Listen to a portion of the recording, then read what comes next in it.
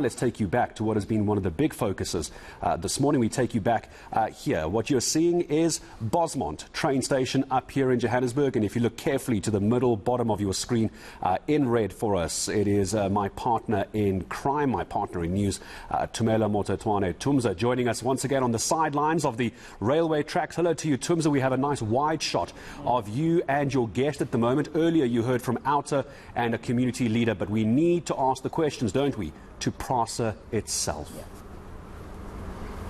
Absolutely, Gareth, and we're so, actually fortunate that we could have those answers right now from PRASA spokesperson Andy Somakanda joining me right now. Obviously, at the back of that conversation I had with Wayne Duvenesh from Outer and Bishop Adams from ACDP. And so thank you for your time and good morning to you. Good morning, Tumelo. Good morning to the eNCA viewers. Thank you for having us. Absolutely. I mean, we are here and the images look so dire. Andy, so this is just one picture out in Bosmont. I'm sure it's still a reflection of how the rest, or at least most of train stations in the country are looking. Why are railway networks looking like this? Definitely, Tumelo, this is just a microcosm of the state of rail in the country. If you look at Bosmont Station, it's not the only station that has been destructed and devastated in this manner. You look, even the entire stretch of the road in Johannesburg is just devastated, distracted. And I suppose you asked the question, why is the state of rail like this? I think, Tumelo, it's multi-layered.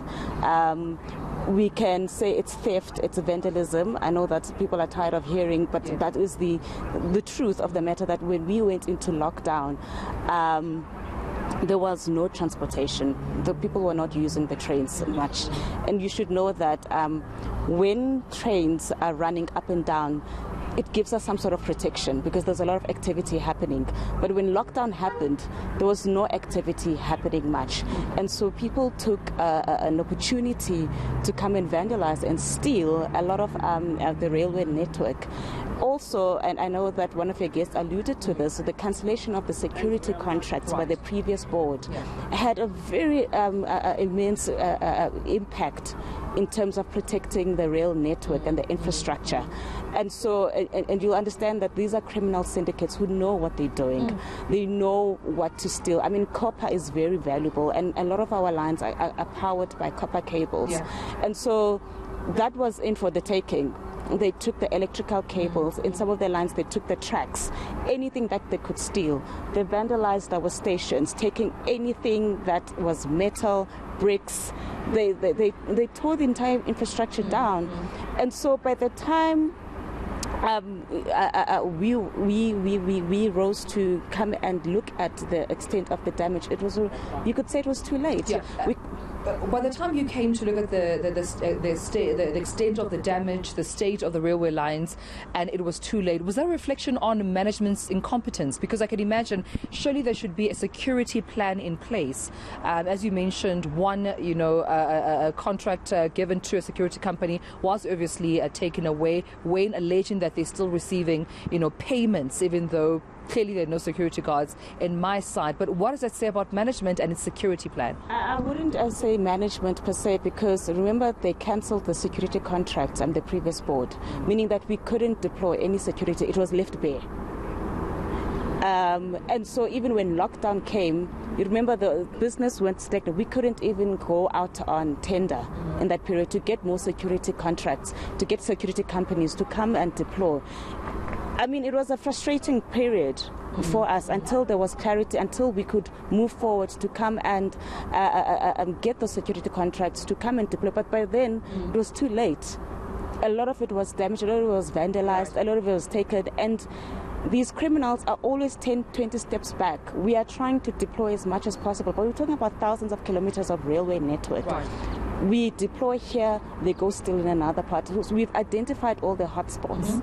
But once we deploy in the hotspots, they go create another hotspot. So we're playing catch up all the time. What's the plan now? Because I'm sure you heard Bishop Adams also say it might take over 10 years until we see functional and operational train stations and railway networks. Does PRASA agree that it will take that long? Definitely. I wouldn't put a number to it, but it will take a couple of years. But what we are doing is we are currently rebuilding. It's not just a quick fix. Let's just fix here and just get the trains moving. We're in a rebuild stage.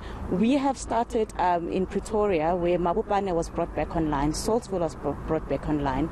We have other services in Johannesburg, Lirala to Davidson. We've got Naledi to Johannesburg. But what we are doing now is rebuilding. But our strategy is to start with the quick fixes, those that we can quickly turn around so that at least we're moving trains. That's what we have done. We've opened these lines. In Pretoria, 5 have been reopened. Johannesburg, there's more that are coming online. Once we've done that, then we move into the bigger rebuild that will need the geotechnical assessments, scoping, and a whole lot of engineering work to come and rebuild. We are putting back electrical cables in some of our lines so that, we've got the new electrical motor unit trains, the Blue EMU. We are modernizing the railway network because we want our people to have the state-of-the-art train services and not just the yellow-grey services. So we are modernizing the rail network at the same time. Obviously, so that will also come at a cost. How much? Because you already have a lot of work in KZN, having to rebuild, the railway networks there due to the impacts of the floods. I think the cost, if my research is correct, is in the billions, if not millions. So added to what we're seeing here in the rest of the country, how much will that cost, Prasa? It will cost billions of rands. I don't want to put an exact figure now because these keep changing. But as you know that just KZN to repair and the damage, it's about 3.3 billion rands. Now take that and multiply by all these different networks. You can see that it's going to go into the billions and billions of rands.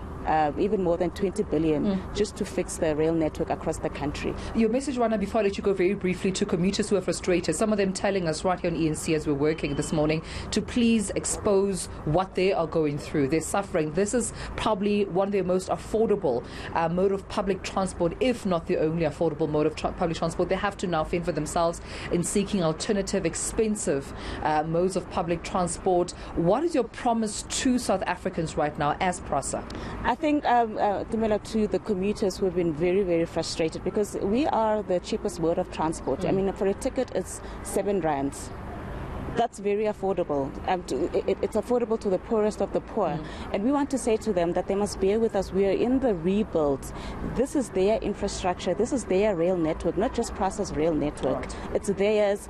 We are rebuilding, but we need to do it proper. We need to modernize, but we are bringing it corridor by corridor. We are fixing it track by track, and we will get to all their areas and fix the network. However, we also need people to also take care of this network, to protect the network, because it's their network. Oh, we have to leave it there, but I appreciate you coming to speak to us. Andy Somakanda, spokesperson for Prasa, talking to us this morning, as you can hear, Gareth, about the work that they say they are doing to fix up these railway networks, saying very much they are aware of the state of, the train stations at this point, but also saying that due to lockdown, due to COVID last year, obviously the railway network's not operating. It seems that thieves have been feeding themselves to cable. So a lot of work here needs to be done by Prasa. But of course, we heard from Andy, so promising commuters that they will get to the bottom of this.